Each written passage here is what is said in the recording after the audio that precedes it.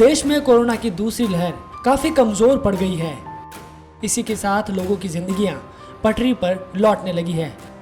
Corona की पहली और दूसरी लहर को याद करते ही जहन में एक सिरहन सी छूट जाती है।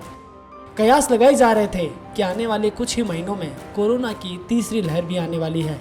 ये लहर कब आएगी इसका सटीक आकलन किसी के पास नहीं था, लेकिन आज हम आपको SBI की वो रिपोर्ट दिखाने जा रहे हैं जिसे देखकर आप दंग रह जाएंगे।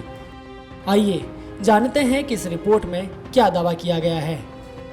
SBI रिसर्च द्वारा प्रकाशित कोविड-19 the race to finishing line शीर्षक वाली इस रिपोर्ट में कहा गया है कि भारत ने 7 मई को अपना दूसरा वेव पीक हासिल कर लिया और मौजूदा आंकड़ों के अनुसार देश जुलाई के दूसरे सप्ताह में लगभग 10,000 मामलों का अनुभव कर सकता है।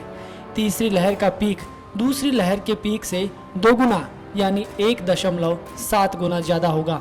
अभी के डेटा के मुताबिक जुलाई के दूसरे हफ्ते तक रोजाना नए मामलों की संख्या 10,000 तक आ जाएगी। यह अगस्त के दूसरे पखवाड़े से फिर बढ़ना शुरू होगी।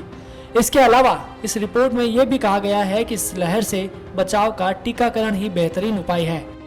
हालांकि कोई भी टीका लेने के बाद भी आत्मसंतुष्ट नहीं हो सकता है, इसलिए अन्य उपाय जैसे मास्क, सोशल डिस्टेंसिंग की पालना जरूरी है।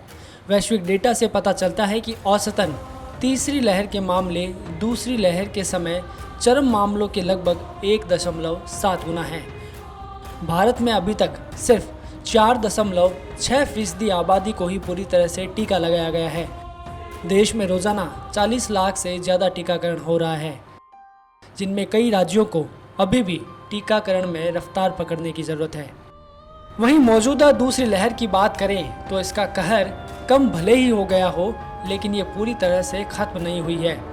आज भी हर रोज़ सैकड़ों लोग वायरस के संक्रमण से जान गंवा रहे हैं। वहीं इसके कमज़ोर पड़ने के साथ ही लोगों ने कोविड गाइडलाइंस को लेकर लापरवाहियां बरतनी शुरू कर दी है। सोशल मीडिया पर वायरल मनाली की तस्वीरें इसकी तस्दीक भी करती है।